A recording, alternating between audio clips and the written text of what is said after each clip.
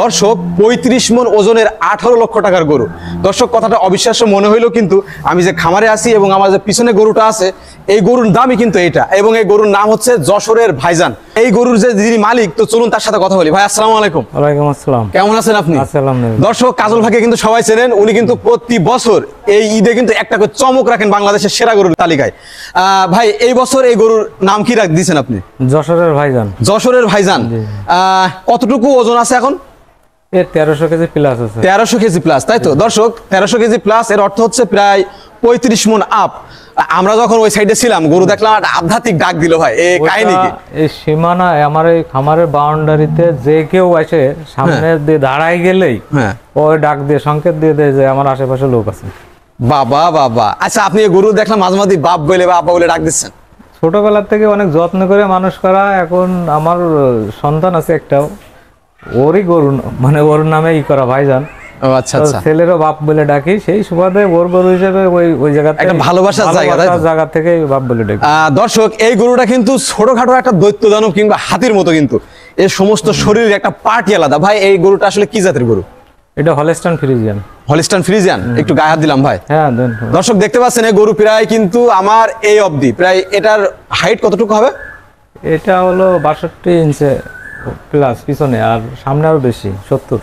ও আচ্ছা আচ্ছা। আর এর লং কিরাম হতে পারে? কত ফুট?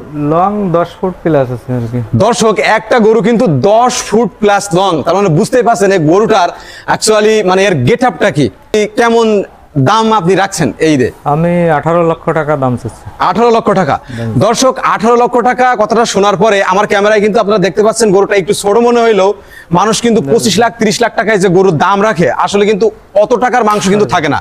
আর এই যে গরুটা দেখছেন এই গরুর কিন্তু অ্যাকচুয়ালি এরকমই মাংস আছে কিন্তু এই গরুর গায়ে, এবং এর পেশিগুলো দেখতে পাচ্ছেন একেবারে মানে হাতির থেকে কোনো অংশে কম না। আপনারা সরাসরি দেখেন তাহলে বুঝতে পারবেন। একটু গরুটা একটু সরানো যাবে ভাই? হালকা দেখি, চেষ্টা করে শুনবে কথা।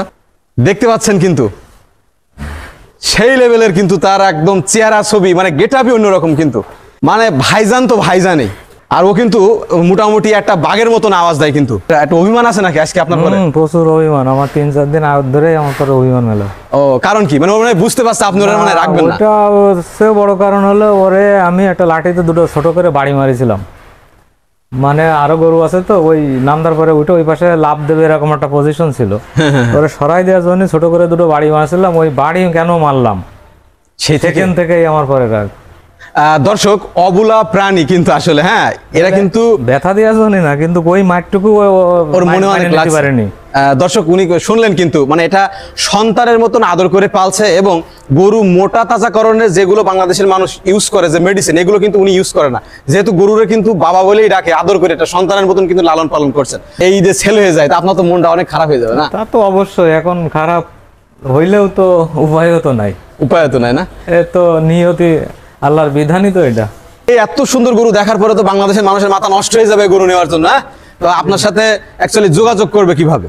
আমার বাসা যশোর জেলার সদর উপজেলায়, ফতেপুর ইউনিয়নে সীতারামপুর গ্রাম বা রাজারহাটের পাশে, মনিহারের থেকে 3 কিলো ভিতরে।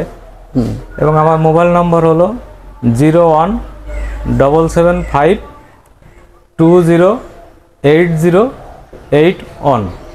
এই নাম্বারে হোয়াটসঅ্যাপ ইমো সবকিছু আছে, তাই তো? এ খায় প্রচুর পরিমাণে কাঁচা ঘাস। কাঁচা ঘাস? হ্যাঁ হ্যাঁ। আর দানা হিসেবে গমের মোটা ভুসিটা, গমের মোটা ভুসি, আটা, ভুট্টার গুঁড়ো, সয়াবিন খোল আর রাইস পালিশ। ও মানে লোকজন কিন্তু মোটা তাজা কারণে অনেক কিছু দেয়, আসলে এগুলো ইউজ করেন না? আমি তো এই যে 5.5 বছর ধরে আমার কাছে রয়েছে।